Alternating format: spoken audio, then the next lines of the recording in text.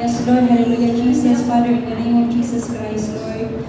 Salamat sa umagang ito, Panginoon. Salamat sa mga buhay ng bawat isa na narito, O God, na patuloy na magsisilbi sa iyo, Panginoon. Patuloy na makinig ng iyong mga salita, O God. And Lord, use me according to your will, and yun na, Panginoon, guide me, and pagunahan mo ako sa topic na binigay mo sa akin, Panginoon. And give me knowledge, use of understanding, O God, manawaan namin lahat ng nais mong ibarating sa buhay ng bawat isa, Panginoon. Salamat, O God. Pangunahan mo kami, Panginoon, at sa mga iba pa namin kapatiran, Panginoon, na wala ka, Panginoon. Ikaw din po mag-iingat sa kanila, Panginoon. Thank you, Jesus. Thank you, Lord. Pour out your Holy Spirit upon us, O God. And Panginoon, we are nothing without you, Jesus Christ. We are, hindi namin ito lahat magagawa, Lord, kung wala ka sa amin, Panginoon. Guide us with your presence, O God, with your Holy Spirit upon us, O God, at maging sa aming pagsimula, Panginoon, hanggang matapos ang aming Sunday service, Panginoon. We need you, Jesus, in our life, O God. Hallelujah, samahan mo kami, Panginoon. At Lord, sa inyong mo, naging banal na dugo ang araw nito, Panginoon, ang mga salita mo, Panginoon, na iyong ibinigay para sa iyong mga anak. Hallelujah. Thank you, Jesus. At sa iyo lang namin ibabalik ang lahat ng pagpuri at pagsamba, Lord. In the mighty name of Jesus Christ. Amen. Blessed morning sa ating lahat, mga kapatid. So it's title na bigay sa akin ng Panginoon is, alam na natin to, isa to sa mga verses natin, mga favorite verse, but I know meron siyang learn para sa ating lahat. Amen? So ang title is, God is Love. Amen? So bakit ba tayo umiibig? Amen? So sabi sa 1 John 4:19, tayo umiibig sapagkat ang Diyos ang unang umibig sa atin. Amen? So the doctrine of Jesus Christ is love. So one of these commandments is love, diba? So in the fruit of the Holy Spirit, nangunguna din doon is ang love. Doon sa matatagpuan natin sa Galatians 5:22. Amen? So it comes from our heart, and we know God sees our heart. Amen? So sabi naman dito sa John 34 verse 5, isang bagong utos ang sa inyong ibinigay ko, na kayo'y mag-ibigan sa isa't isa, na kung paano iniibig ko kayo ay mag-ibigan naman kayo sa isa't isa. Amen? So sa ganito mga kilala ng lahat ng mga tao na kayo ay aking mga alagad kung kayo'y may pag-ibig sa isa't isa. So sabi naman sa John, marami siyang verses about sa pagmamahal. No? Kasi yun nga, sabi ko kanina, the doctrine of Jesus Christ is love. Number 1 talaga yung priority sa mga churches talaga is love.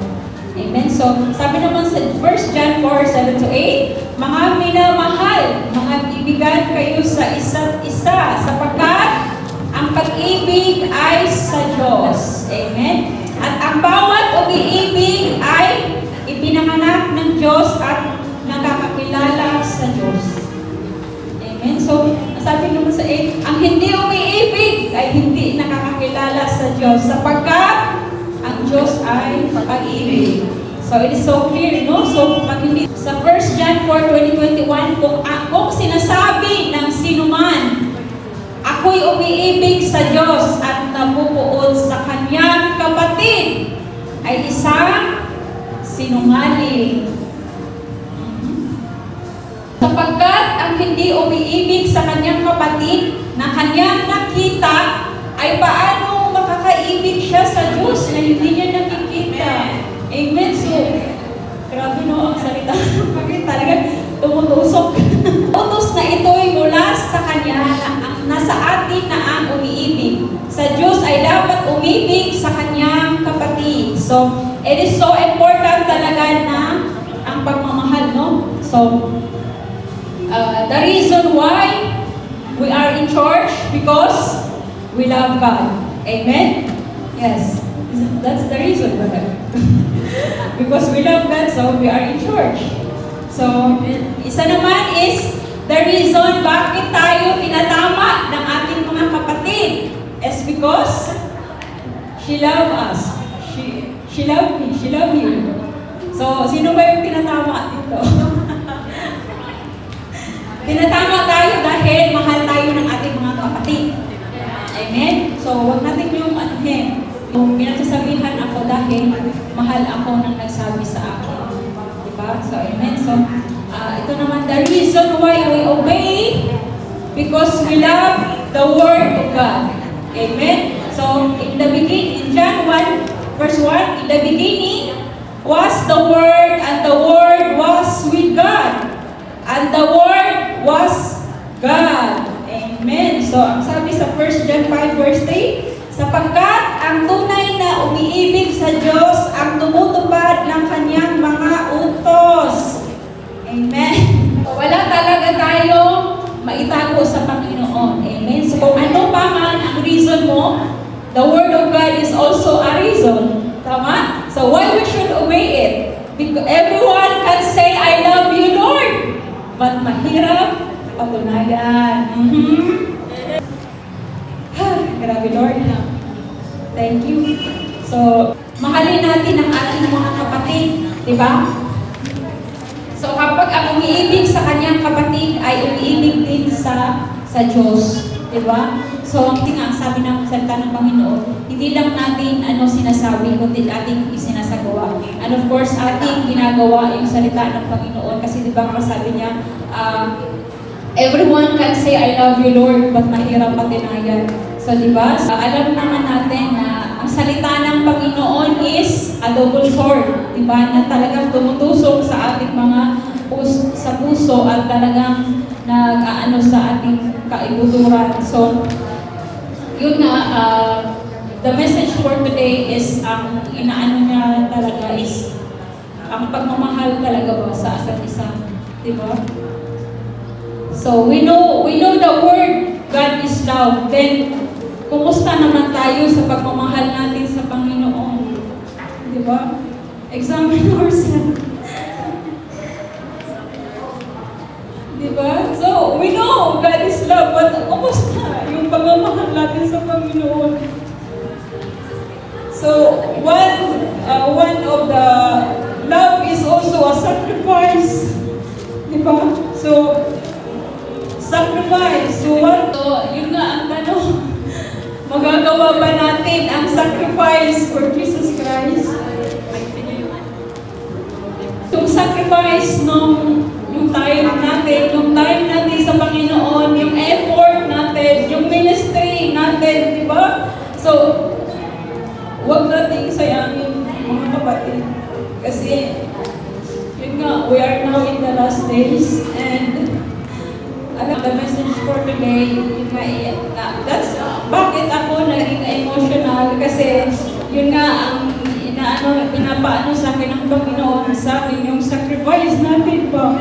Kasi, paano natin masabi na mahal natin ang Panginoon but we don't have sacrifice? Lalo na, yung mga schedule natin, bakit nagmatanggi? Bakit busy? Diba? It's also a sacrifice to the Lord. Diba? Yung time natin, bakit, yung time natin sa Panginoon, bakit madali lang? Hindi patagal. Diba? Which is, mga kapatid, yes, this is the message from God. So, because we love you, we love tayo ng Panginoon, di ba? So, this message is, alam natin ang salita ng Panginoon is, it's like a sword, di ba? Na, yun nga, para sa atin, so, kailangan natin magbago. So, nangyari sa ibang lugar, sa bansang Lebanon, this is a calling na, this is, kumbaga, to wake up call ba sa atin, di ba? So, yun nga, ang inaano niya, is yun nga, masasabi natin, mahal natin ang Panginoon, but yung sacrifices natin kulang, di ba? Yung time natin, yung effort, so, and yung ministry, so, di ba dapat ministry, lumalago na yung ministry.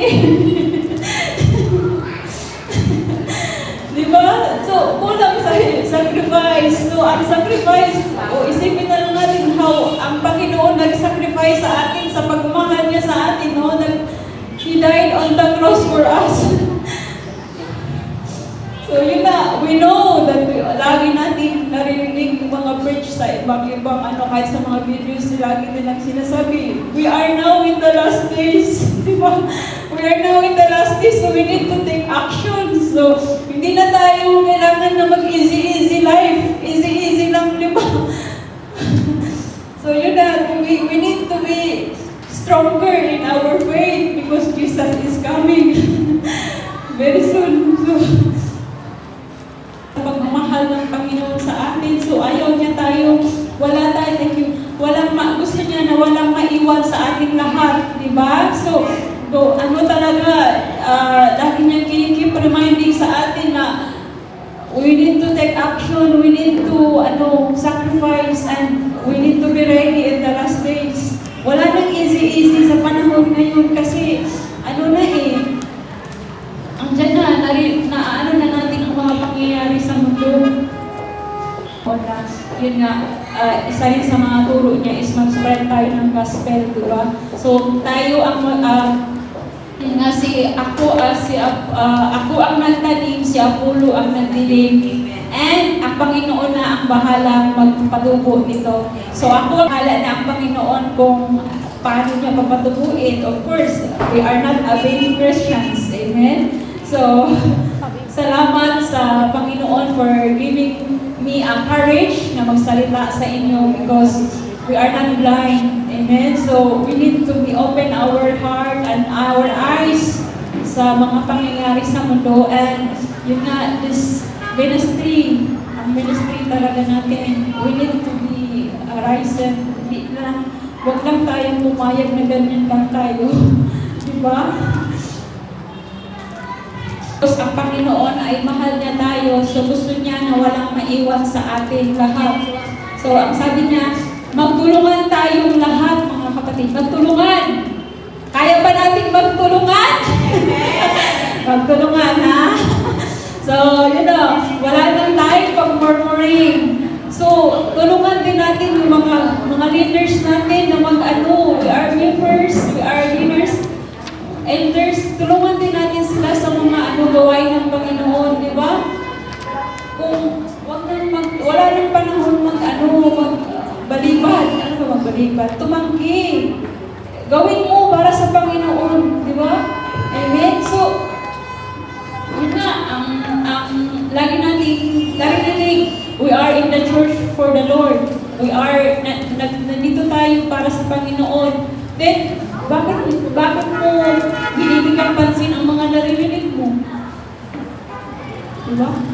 Amen. So, yun nga, magtulungan tayong lahat sa gawain ng Panginoon.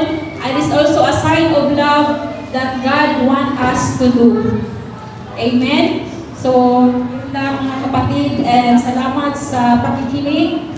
And lastly, pala sa 1 John 3 verse 18. So, mga anak, huwag tayong magmahal sa pamamagitan lamang ng salita. Subalit, ipakita rin natin ang tunay na pag-ibig sa pamamagitan ng gawa. Amen? So, love with action, of course, because also love is also serving people. So, magserbi din tayo sa ating kapatid.